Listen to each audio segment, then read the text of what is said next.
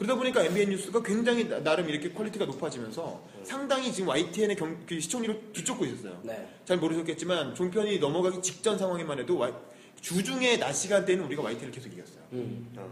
물론 이제 주말에 적 있어요. 박경철 씨 나오는. 박경철 공감 시골의사 박경철 씨가 공감이라고 하는 프로그램도 굉장히 오랫동안 진짜 좋았어요. 진행을 했었고 굉장히 명품 프로그램이었어요. 네, 사실은 뭐 그런 것들이 있었어요. 그랬는데 근데 이제 종편으로 넘어가면서 시청률이 폭락.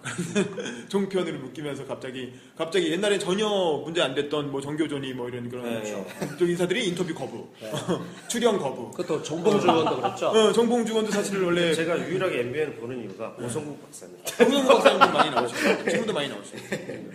그 정봉주 의원도 사실 저희 그 세시뉴스가 뉴스M이라고 가장 시청률이 잘 나오는 저희가 뉴스M이 한 1.3% 2% 정도 시청 나거든요. 네. 1%대 시청률이라 그러면 사실 시청자들은 되게 우스워요. 그게 무슨 시청률 이렇게 생각하지만 공중파랑 똑같이 생각하시면 안 돼요. 그렇죠. 공중파는 3개, 4개 채널이 그 시간대에 경쟁하는 거고 케이블은 100개 채널이 경쟁하는 거예요. 그렇죠. 100개 채널 중에 1%가 YTN도 실제로 1% 정도밖에 안 나와요. 그렇게 사람들이 많이 본다고 생각하면 YTN도 1% 정도. 그러니까 케이블에서 1%면 굉장히 꿈의 시청률이라고는 얘기를 하거든요. 근데 항상 그 정도 나온다는 거는 낮 시간대 MBN은 거의 뭐 케이블에서는 굉장히 대단한 경쟁력이 있다. 근데 어쨌든 거기에 이제 담당하는 PD가 정봉주 의원하고 되게 친해요. 그래서 정봉주 의원 출연시키게 돼 있었는데 이 양반이 갑자기 우리가 종편되고 나니까 출연을 하기로 했다가 갑자기 마음을 바꿔서 출연 안 하기로. 종편이라서 못 하겠다. 그전엔 토론은 했죠. 그 전에 사실은 종편에 나왔었잖아요. 종편 되기 전에 보도채널실에 나와갖고 진성호하고 MBN에 같이 나와서 유명한 MBN 대처. 나 꼼수에서도 얘기했었잖아요. 그렇죠. 그래서 사실은 정봉주 의원이 지난 선거 때 유일하게 활약을 한 게 서울시장 선거 때 그거였다고. 그때 그 진성호를 발라가지고 이런 표현 써도 되나요? 그래가지고 사실은 되게 인기가 있었고 나름 이렇게 어깨 힘 좀 이렇게 폼 좀 잡으셨잖아요. 그래서 사실 보은 차원에서라도 약간 이렇게 기회를 준 건데 나와주시겠다고 약속을 했었는데 종편됐다고 해서 갑자기 이렇게 뒤집으셨던 거죠. 근데 사실 그게 종편됐다고 해서 근데 그 방송의 성격이 우리가 확 바뀐 건 아니거든요. 퀄리티나 색깔 자체가 종편됐다고 갑자기 바뀐 건 아니거든요. 그냥 법적인 종편이 된 거지. 그런데 이제 사람들이 생각하는 게 저는 되게 답답했던 게 조중동 종편에 대해서는 기존에 방송을 안 했잖아. 그러니까 조중동 종편을 평가할 수 있는 기전이 신문밖에 없어요. 그러니까 신문의 논조를 보고 방송을 평가할 수밖에 없는 거지. 그전에 방송이 없었으니까. 그렇지만 MBN은 그전에 방송을 해왔잖아. 그럼 기존의 방송을 보고 성향을 평가하고 나갈지 말지를 결정해야 되는 거 아닙니까? 근데 기존의 방송은 제대로 모니터도 안 했던 사람들이 사실 그 전에 MBN 누구 봤어? 제대로 모니터했어? 맞습니다. 그랬던 사람들이 종편됐다고 해서 갑자기 똑같은 놈들이다 이렇게 해가지고 맞는 요즘입니다. 저는 그거는 방송하는 사람으로서 굉장히 부당하다고 느꼈다는 거예요. 그렇다면 얻은 건 뭐죠? 종편을 하면서 얻은 건 또 뭐죠? 대신 저희가 채용을 되게 인력을 많이 늘렸어요. 경력 기자도 굉장히 많이 뽑았고 그 다음에 이제 카메라 기자도 많이 뽑았고 저희 회사가 카메라 기자 숫자가 YT는 참고로 70명, 저희는 20명밖에 안 됐어요. 제가 처음에 취업했을 때, 입사했을 때. 지금은 50명까지 가까이. 물론 지방까지 포함해서. 그러니까 인력을 그만큼 많이 늘렸죠. 그러면서 이제 사실은 전반적으로 취재력이 많이 보강이 됐죠. 그런 부분들이 있어요. 그리고 스튜디오도 새로 지었고, 그러니까 색깔도 좋아졌어요. 뭐 그런 부분들이 참 뭐 얻은 점이라면 얻은 점인데, 근데 약간 시청자들로부터 종편이 되면서 생긴 이제 그런 뭐 부담. 그러니까 채널도 일단 바뀌었잖아요. 사실 23번 채널이 되게 좋은 채널이었거든. 근데 이제 요즘 거기 뉴스 Y가 들어갔잖아요. 그리고 저희 종편도 사이로 끼어 들어가고. 그러면서 오히려 시청자들이 많이 떨어져 나간 측면이 있거든요. 근데 그 부분은 좀 뼈아픈 부분인데 어쨌든 뭐 다시 좀 회복을 하려고 노력을 하고 하루 이틀 방송할 거 아니시니까. 실제로 요즘 많이 그래도 옛날만큼 가고 있습니다. 낮 시간대. 어제 저도 이제 트위터를 이제 팔로잉을 했는데 트위터를 일하는 애들에게 독서일기라고 해서 349회째 연재를 하고 계시더라고요. 독서일기. 독서일기를 좀 소개를 해주시죠. 어떤 독서일기는 뭐냐면 제가 트위터를 딴 거는 안 하고 트위터에 가끔 이렇게 다른 사람들은 이제 서로 연락도 주고받고 이렇게 하잖아요. 근데 너무 번잡하더라고요. 그렇죠. 쓸데없는 쓰레기 정보도 많고. 그래서 어차피 저를 트윗하는 사람 많지도 않고 저는 그냥 약간 저 스스로의 기록을 남기다는 차원에서 제가 책을 읽을 때마다 트위터는 내가 항상 독서의 기록을 남기는 공간으로만 쓰자. 제 스스로 그냥 그렇게 정한 거예요. 트위터에 뭐 이렇게 번잡한 제 개인 사생활 얘기 올려봐야 뭐 제가 뭐 대단한 사람도 아닌데 누가 관심 가지고 볼 것도 아니고 그래서 그런 기능은 페이스북을 이용하고 트위터에는 그냥 제가 읽은 책을 읽은 거에 대한 소감만 그냥 기록하는 걸로 그렇게 원칙을 정해서 또 트위터라는 공간이 뭐 어차피 짧게 들어가니까 그 안에 그냥 간단하게 자기 소감 남기기 좋잖아요. 그래서 그렇게 쭉 남겨오고 있고 그 뭐 한 2년 전부터 시작을 했는데 예. 그렇게 해가지고 기록한 책 읽은 숫자가 350개쯤 되는 거죠. 350권쯤 되는 거죠. 그 책에 대한 책이 갖고 있는 주제들이 어떻습니까? 그걸 뭐 따로 제가 분류하진 않고 그냥 제 관심사에 따라서 어떻게 추주하세요? 책을 혹시? 사실 반 정도는 만화책이에요.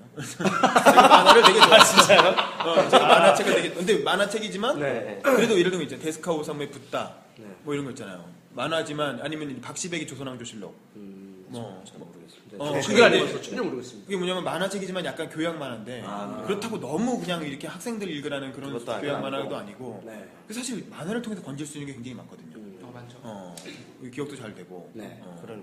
되게 디테일하고 내용도 뭐 이건 그래서 저는 좀 만화도 많이 활용하는 편이에요. 실제로 진짜 재밌는 만화도 많이 읽고 뭐 네. 이렇게 나루토 뭐 이런 거 있잖아요. 나도 은혼 뭐 이런 거 은혼. 이렇게 아, 그냥 은혼. 그런 만화방에 있는 만화도 많이 읽고 혹시 팔로워들이 반응이 있나요? 전혀 없습니다. 전혀. 아 근데 가끔 무슨 재밌는 만화책 있잖아요. 네. 유명한 거. 뭐 베르세르크 35권. 도대체 네. 이건 언제까지 왜 안 끝나고 아직까지 하냐. 이 사람은 평생 직장으로 그런 거 아직도 들어봐요? 10년 가까이 나오잖아요. 네.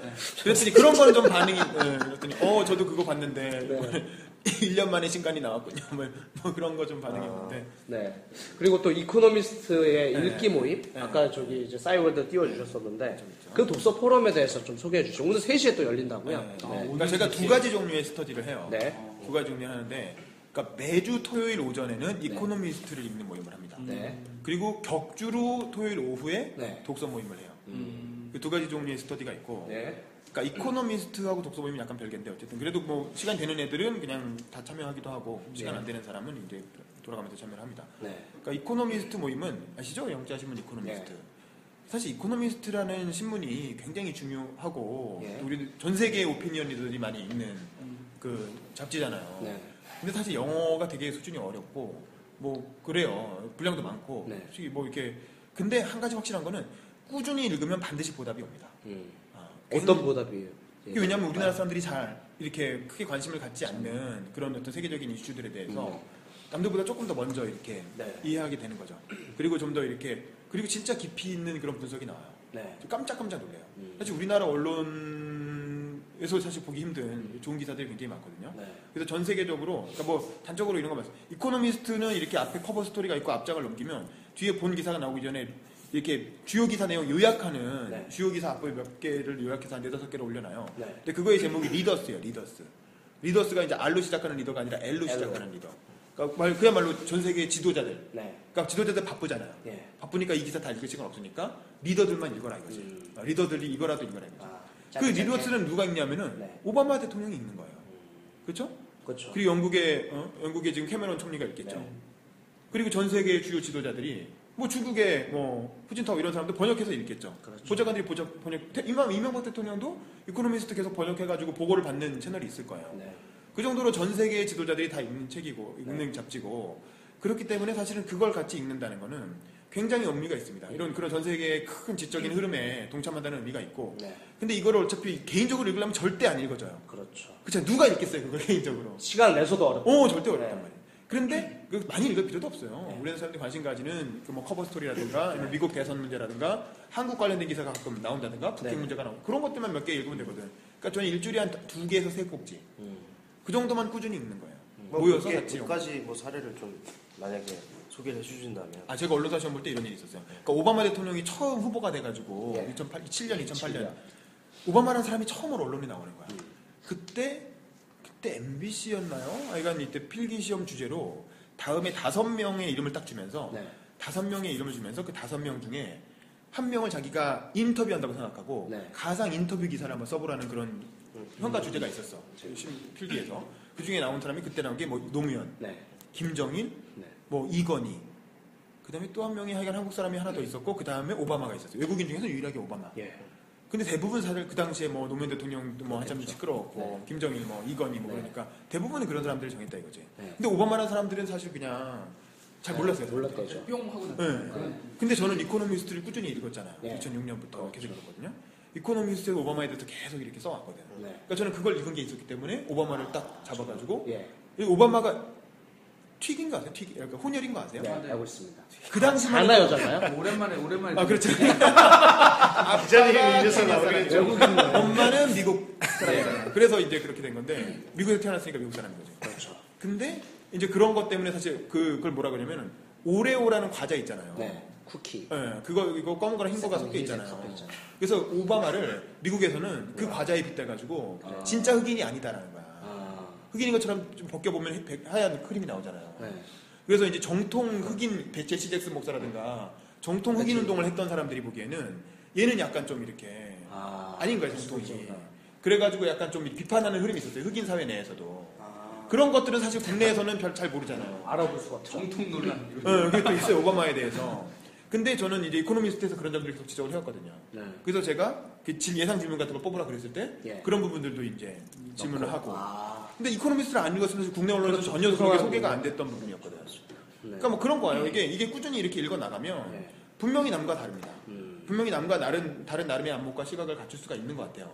그리고 영어 공부도 되고 물론. 뭐 영어 저희도 공부 한번 좀 도입을 해야겠군요, 진짜. 아니 뭐, 좀 꼭 많죠. 그것뿐만 아니라 전 논문에 읽기도 바쁜데. 네, 대학원 다니면 우리도 논문 일단 읽기 전에 커버부터 보고 내용이 있는지 다 보고서 보지 그렇죠. 않습니까? 네. 그러니까 뭐 그래요. 그래서 꾸준히 하는 거고 네. 한 대여섯 명 정도가 꾸준히 하는데 네. 그래도 확실히 이게 꾸준히 하니까 네. 그래도 조금씩 달라지는 것 같아요. 토론할 수준도 달라지겠네요, 그러면. 그렇죠. 발제를 하거나. 발제라기보다 네, 그냥 같이 그냥 진짜 다 읽고 기사를 그냥 같이 다 읽고 읽고 해석도 하고 막. 그 자리에서 바로 해석하고 토론도 하고요? 토론은 우리말로 하고 아, 우리말로 하고. 영어로는 이말로 해야지. 자, 그러면 그거 말고 독서 포럼은 또 어떤? 독서 모임은 네, 독서 모임. 제가 한 2년 정도 되는데 처음 하게 된 계기는 사실 김대중 대통령 자서전 때문에 제가 그 김대중 대통령 선거동 했었다 그랬잖아요. 네, 그렇죠. 굉장히 존경하는데 네. 돌아가셨잖아요. 네. 안타깝기도 하고. 근데 마침 자서전을 나왔는데 그게 무려 5만 원에 걸쳐가 5만 원짜리 양장본으로 2권이 나왔잖아요. 네. 그러니까 이거 사가지고 읽어야지 하고 샀는데 사놓고 보니까 너무 아까운 거야. 혼자 읽기가. 그리고 혼자서는 또 잘 안 읽힐 것 같아. 네. 분량도 많고 이러니까. 네. 근데 제가 원래 사실은 학부 때부터 세미나를 쭉 해왔거든요. 네. 이렇게 책 읽고 뭐 이렇게 모임하는 게 독서 모임을 시작한 거는 2년 됐지만 그 전에 서정년이라 그래갖고 네. 독서 모임의 전신이라고 할 수 있는 학회가 있어요. 그 서울 지역 정외과 학생들의 연합 세미나 뭐 이런 거죠. 서정년. 네네. 그래서 이제 거기서 계속 책 읽고 그 스터디하는 세미나하는 모임을 한 2000년부터 시작해가지고 지금도 진행되고 있어요. 저는 이제 직장인이라 자주 못 나가지만 네. 그거를 사실 10년 가까이 쭉 해왔거든. 근데 그 연장선에서 그럼 뭐 서정년은 후배들이 하는 거니까 네. 내가 그냥 직장인들 아는 후배들 대상으로 해서 한번 내가 하지 뭐. 네. 그래갖고 옛날에 서정년 같이 했던 후배들이나 또 기자 생활하면서 알게 된 후배들 뭐 이런저런 사람들 불러 모아가지고 그 김대중 교수님 같이 읽자. 네. 읽을 만한 책이니까 같이 읽어보자라고 시작을 한 거예요. 그렇게 해서 격주에 한 번씩 이렇게 김대중 대서전이 두꺼우니까 그걸 네 텀에 걸쳐 2달에 걸쳐서 읽은 거죠. 예. 다 읽고 나니까 이게 좀 아쉬운 거라. 그래서 그럼 노무현 대통령 자서전도 한번 같이 다시 읽어보자. 그래서 운명이다. 네. 그 옛날에는 다 읽었지만 그래도 한번 다시 읽어. 왜냐면 연장선에서 같이 읽어보자. 네. 그래서 읽고 뭐 그리고 나서 이제 해보니까 이제 서로 헤어지기가 아쉬운 거야. 이렇게 좋은 책을 읽으면서 한 2-3달 같이 공부를 했는데 왜 그냥 뭐 흩어지면 좀 아쉽지 않냐. 그러니까 그때 이슈가 되고 있는 베스트셀러 위주로. 그러니까 서정년은 왜냐면 정치학 고전 위주로 읽거든요. 네. 왜냐면 이게 정치학을 전공하는 학생들의 모임이다 보니까 네. 정치학을 주로 공부하고. 근데 이제 독서 모임은 그런 너무 이렇게 얽매이지 말고 그냥 최근 베스트셀러가 되고 있는 이슈가 되는 책들 있잖아요. 네. 이제 그런 책들을 같이 읽자 그래서 뭐 많이 읽었어요. 뭐 조정래 선생님의 허수와 비춤이나 뭐 그런 거 있잖아요. 아니면 뭐 선대인 선생님의 이제 프리라이더니 네. 뭐 세금혁명이니 뭐 그런 책부터 해가지고 그냥 이슈가 됐던 책들, 그런 책들 많이 읽고 오늘 같은 경우에는 검찰개혁 예. 한겨레 기자가 쓴 그 검사님들의 속사정이라고 네. 검찰 개혁을 아시죠? 다룬 책을 읽게 되고 하여간 그렇게 베스트셀러라 저희 관심 분야 위주로 읽어 나가고 있는데요. 그러니까 처음에 7-8명 정도로 시작했는데 예. 이게 뭐 한 2년 정도 하니까 네. 좀 많이 좀 탄력도 붙고 아까 사진 보니까 거의 한 네. 4-50명? 네. 그죠? 같은 사진을 보고 아니지. 난시 있어? 뻥들려 보이나? 아니 뭐 20에서 30 네. 많이 오면 한 30명, 20명. 근데 이제 대신 멤버진이 되게 다양합니다. 그래서 제가 이제 학부 때부터 알던 친구들이 이제 나름 이렇게 사회에 자리를 잡아갖고 변호사 하는 친구도 있고 네. 저처럼 기자하는 후배들도 있고 또 기자를 준비하는 언론 고시생들도 있고 네. 그냥 뭐 대학원 다니는 학생도 있고 뭐 하여간 다양하게 네. 많이 모이고 있고요. 그리고 또 저희가 이렇게 모이다 보니까 또 제가 기자다 보니까 이제 그렇잖아요. 이게 어떤 생각을 했냐면 내가 저자를 부를 수도 있을 텐데 이런 생각이 든 거예요. 그렇죠. 책만 읽을 게 네. 아니라 저자와의 대화를 한번 해보자 이런 생각을 네. 한 거예요. 그래가지고 앞에 2시간은 저희끼리 독서 모임을 하고 뒤에 3시간은 저자를 부른 거예요. 근데 또 이게 기자다 보니까 섭외가 되는 거야. 그렇죠. 저도 별 생각 없이 그냥 한번 불러봤는데 이게 또 와. 돈도 안 받고. 이게 또 저자들은 그런 게 있어요. 저자들은 자기가 낸 책을 이렇게 또 누군가가. 읽어주는 게 고마운 거야. 그렇지. 그래갖고 와서 그냥 얘기하는 것만으로도 즐거워하시는 네. 거예요.